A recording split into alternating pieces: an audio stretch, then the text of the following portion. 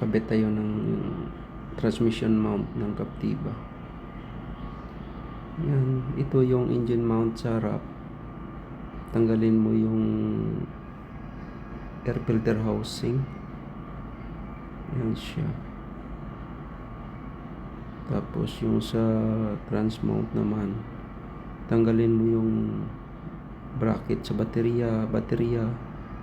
Tapos jackan mo sa baba para matanggal mo yung trans mount, para label siya. Yan, may 4 na tornilyo sa bracket ng baterya. Yan siya, guys. Tapos yung mga wiring ay naka-lock dyan. Dandahanin mo lang tanggal dyan, baka maputol. Nandyan rin yung computer box nakakabit sa bracket ng baterya. 2 computer box yun, guys. Yan yung sa engine mount sa harap. Diyan siya. Tapos 4 cylinder lang ito, guys, na Captiva turbo.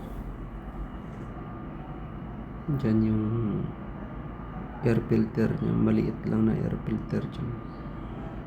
Yan, papunta sa turbo niyan yung air duct niyan. Yan, tapos tinatanggal ng kasamahan ko yung kailangan tanggalin yan, yung bracket sa baterya.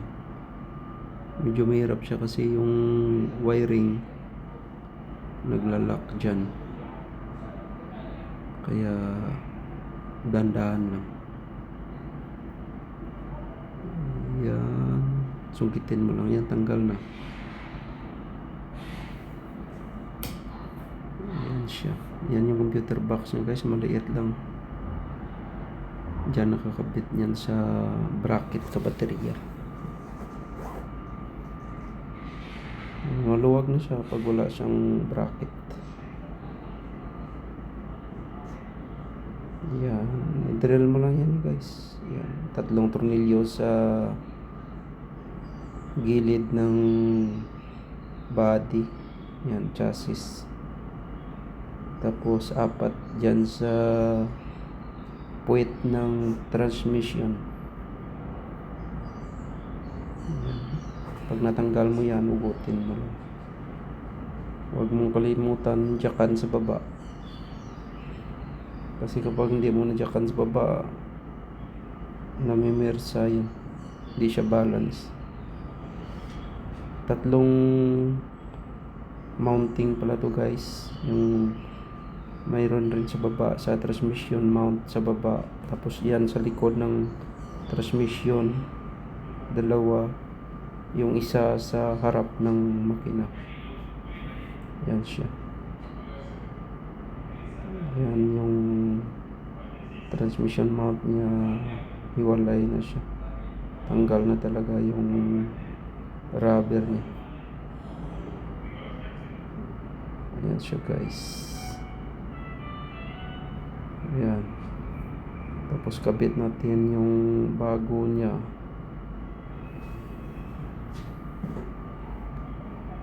Yan, maluwag siya, guys. Maluwag yung pag wala na yung baterya. Yan siya.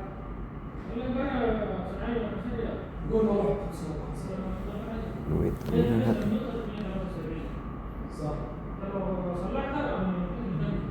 May nagkukwentuhan. Yan yung bago, guys. Kabit na natin.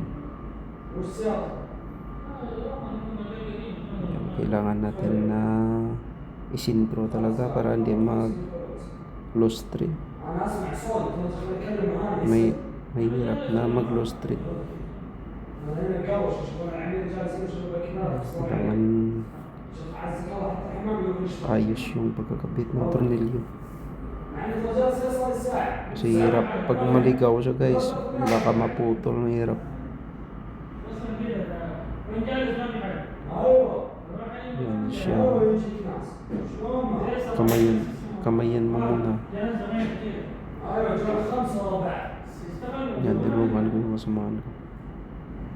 Dapat diretso mo siya talaga. Yan, tapos pag nabaon na siya matatlong thread, pwede mo siya madrill. Yan siya guys. Yan. Merong jack yun sa baba. Yan. Pag magandaan yung kapit ng tornilyo, i-impact mo na lang.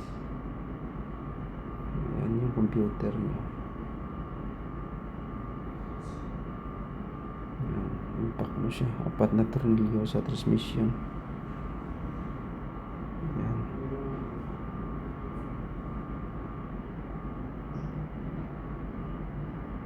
Yan yung Captiva.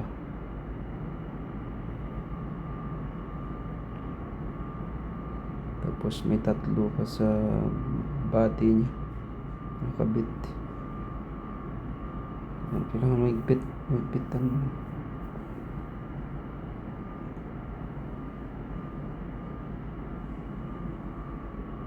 Yan, saglit lang palitan yan guys.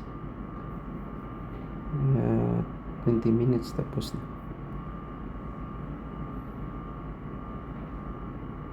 Yan yung 3 sa body. Yan.